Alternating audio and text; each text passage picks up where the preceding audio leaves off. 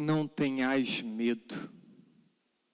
Por 3 vezes, Jesus disse isso aos seus apóstolos. Não tenhais medo. No entanto, com certa frequência, sentimos medo. Todos nós. Motivos diversos. Um dos motivos mais recorrentes que nos causa medo, a debilidade da saúde e as questões financeiras. Realidades que tocam a duração da nossa vida e tocam a qualidade que pretendemos para a nossa vida. Isso nos gera medo e insegurança. Mas Jesus trata de um medo muito específico. O medo da desaprovação das pessoas pela opção religiosa dos seus discípulos. E vejam como isso de fato nos toca até os dias de hoje. Temos receio da desaprovação das pessoas.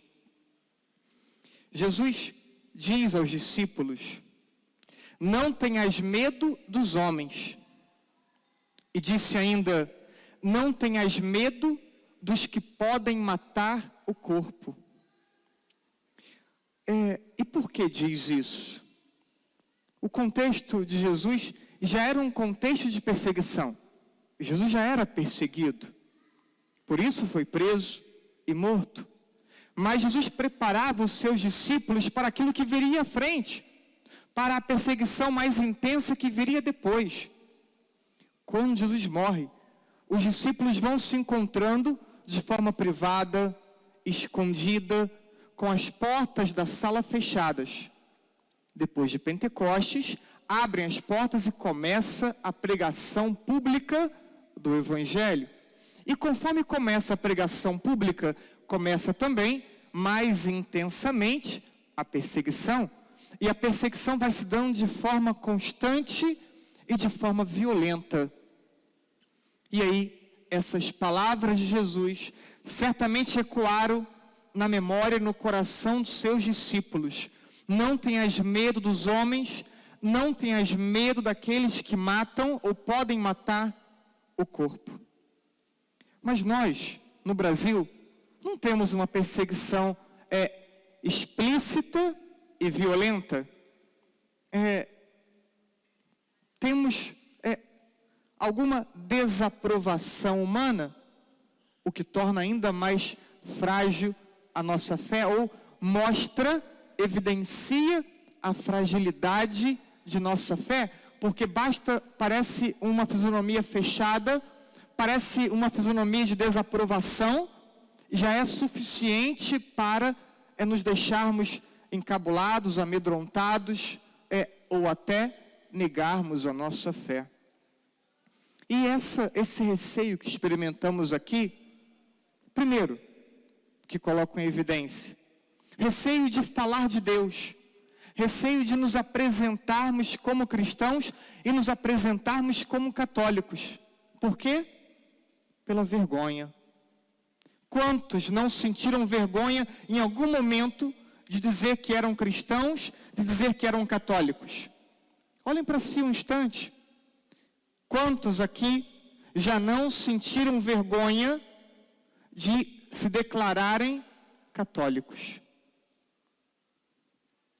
Temos ainda, e trago 2 outros exemplos, não diretamente ligados a Jesus ou à igreja, mas ligados indiretamente a um comportamento que é esperado de um cristão.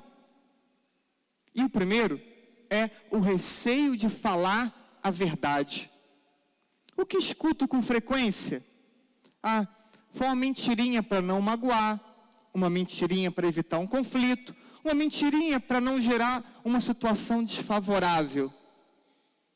Mas Jesus, ele se apresenta como sendo o caminho, a verdade e a vida. Ele é a verdade e nós somos discípulos da verdade. Portanto, no comportamento católico não se tolera a mentira, grande ou pequena, será sempre uma mentira. Então vemos tantos católicos. E a mentira, indiretamente, acaba sendo uma negação a Jesus e a fé, porque nos leva ao pecado. Uma segunda realidade indireta que depõe contra a nossa proposta religiosa é a honestidade, ou melhor dizendo, a falta de honestidade. E eu já disse outras vezes, estamos nos acostumando com a falta da honestidade. Tantas vezes nos indignamos com políticos quando sai matéria de roubo, mas toleramos pequenos roubos, pequenas desonestidades, com produtos não legítimos, com contas que são omitidas e são, enfim, né, gatos de vários tipos diferentes. Isso parece que não há problema, porque afinal de contas todo mundo faz. Então, essa prática da não honestidade que tem sido comum, também tem sido um comportamento na vida dos cristãos. E é preciso parar e perceber, isso também depõe contra a minha vida religiosa. A cola, para tantos adolescentes e jovens, que vai se tornando comum, isso depõe contra a honestidade e depõe contra nossa fé e depõe contra Deus. E isso vai se tornando um comportamento comum. Quantas vezes omitimos nossa fé, deixamos de rezar, participamos de programas e atividades não devidos só por conta das pessoas que estão à nossa volta. Quantas vezes nos deixamos ser influenciados por companhias e negligenciamos aquilo que sabíamos que era o nosso compromisso religioso? Quantas vezes viajando, deixou de ir à missa só porque ninguém mais ia?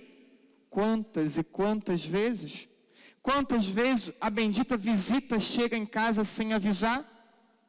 E aí, em vez de ter a autenticidade e a coragem de dizer, olha, você não avisou, eu tenho horário agora, eu vou para a missa, quer ir comigo?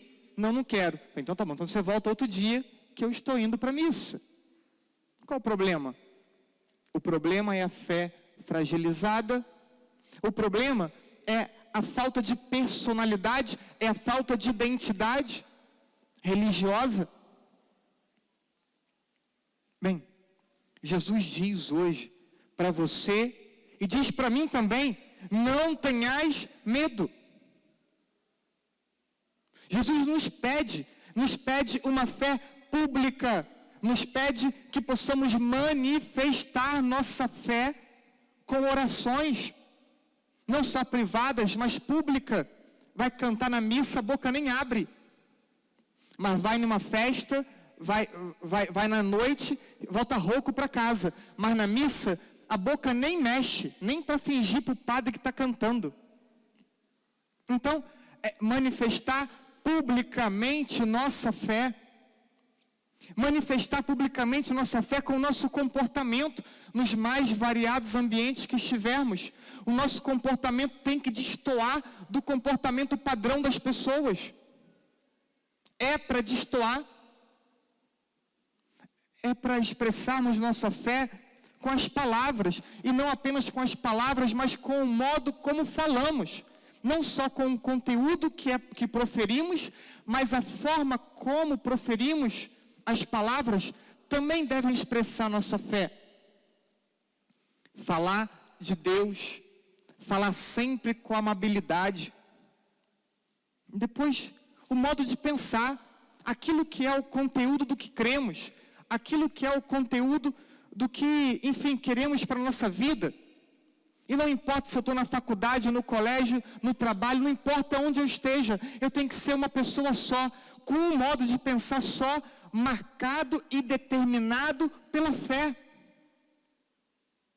Não posso vir para a igreja e aí aqui então professar a fé, rezar o credo que vamos rezar, e depois ir para o colégio, para a faculdade, e acreditar em tantas outras coisas que são ditas, ensinadas ou induzidas. E por fim, Temos que apresentar nossa fé publicamente com a caridade. A caridade é, sem dúvida, talvez a realidade mais importante, onde somos chamados a dar testemunho de Jesus. Porque ninguém deveria amar mais do que um cristão. Ninguém deveria amar melhor do que um católico. Deveríamos amar mais do que todas as pessoas. Por quê? Porque somos discípulos daquele que é o amor. E nem sempre o conseguimos. Ou talvez poucas vezes o conseguimos. E para isso, e para que possamos dar esse testemunho público de fé, é preciso termos uma fé sólida, que resista à hostilidade de ambientes não cristãos. Porque o colégio está se tornando um ambiente hostil, a faculdade está se tornando um ambiente hostil, a sociedade, de modo geral, está se tornando um ambiente hostil à fé católica.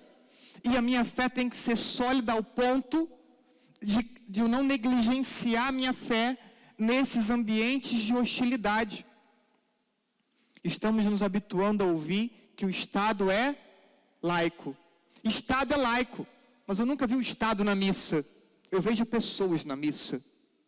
E o Estado é composto de pessoas religiosas. Você não é um Estado laico, você é um cristão. Você é um filho de Deus, você é um católico. E você é um católico na igreja, no colégio, na faculdade, no trabalho, aonde quer que você esteja, você é um católico. Você não é um Estado laico. E por isso você tem que professar a sua fé. Aonde quer que você esteja. Então estamos ouvindo um monte de historinha que estão determinando o comportamento de tantos católicos, mais do que a própria palavra de Deus. Uma fé sólida que resista à hostilidade de nossa sociedade. Temos que formar vocês para uma fé sólida capaz de resistir à hostilidade experimentada na sociedade. E qual a grande consequência de nos portarmos de modo coerente como cristãos? Qual a grande consequência? Alguma indiferença de uma pessoa ou outra, até alguma exclusão de uma pessoa ou outra, e por vezes até alguma calúnia e difamação, que também acontece. E tua fé tem que resistir à indiferença, à exclusão, à calúnia e à difamação. Jesus disse: bem-aventurados sois quando vos injuriarem e perseguirem e mentindo disserem todo tipo de mal contra vós. Bem-aventurado por quê? Porque será grande a vossa recompensa no céu. E no evangelho de hoje disse, e podemos pensar, quando acontecer essas coisas conosco, quando nos caluniarem, quando nos difamarem, no evangelho escutamos, nada há de encoberto que não venha a ser conhecido e revelado. Quando caluniados, uma hora a verdade virá à tona. Só uma coisa deveríamos ter medo. E parece que aquilo que de fato teríamos que temer não é tão temido. No Evangelho escutamos, deveríamos temer aqueles que podem matar a alma e o corpo. Não o corpo, mas a alma. Deveríamos temer o pecado. O pecado que nos distancia de Deus. O pecado que rompe nossa amizade com Deus. O pecado que pode nos privar da eternidade feliz. Disso deveríamos ter medo. Mas ao contrário, vemos muitos católicos familiarizados com o seu pecado. Uma semana, 2, 3, 1 mês, 2 meses, e parece que não há problema algum estar em pecado e conviver com o pecado, não ter nenhum tipo de impedimento e não se aproximar da Eucaristia. Quantos católicos estão convivendo harmoniosamente com o seu pecado? E parece que a consciência não os acusa. Disso tínhamos que ter medo. Como cristãos, o que somos, o que pensamos e o que fazemos não pode ser algo escondido, não pode ser uma coisa omitida. Ouvimos hoje, o que digo na escuridão, dizei-o à luz do dia. O que escutais ao pé do ouvido, proclamai sobre os telhados. Não tenhamos medo de perder prestígio humano. Não tenhamos medo de falsas amizades ou de relacionamentos enfermos que nos levam para longe de Deus. Não tenhamos medo. Jesus disse hoje ainda: todo aquele que se declarar ao meu favor diante dos homens, também eu me declararei em favor dele diante do meu Pai. Aquele que, porém, me negar diante dos homens, eu negarei diante do Pai. O Senhor Jesus espera de cada um de nós um testemunho público e um testemunho corajoso de fé. Porque não vivemos a fé trancada num quarto, não vivemos a fé dentro da igreja com as portas fechadas. Somos chamados a viver a fé na sociedade, no trabalho, no colégio, na faculdade, na família, como uma lâmpada colocada no alto para iluminar os ambientes que estivermos. Assim, somos chamados a viver a fé, como uma lâmpada colocada no alto para iluminar os ambientes que estivermos. E quando percebermos a dificuldade, quando percebermos que a luta está difícil, lembremos do profeta Jeremias que disse: o Senhor está ao vosso lado como um valente guerreiro, como um forte guerreiro. Deus forte está ao nosso lado. Nós não estamos sozinhos, nós não lutamos sozinhos, nós não combatemos sozinhos. Deus forte está ao nosso lado e a fortaleza de Deus torna-se também a nossa fortaleza. Somos capazes de ser uma lâmpada colocada no alto numa sociedade hostil a nós. Por quê?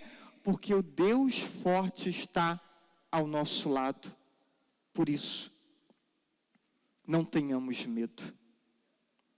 Não tenhamos medo dos homens.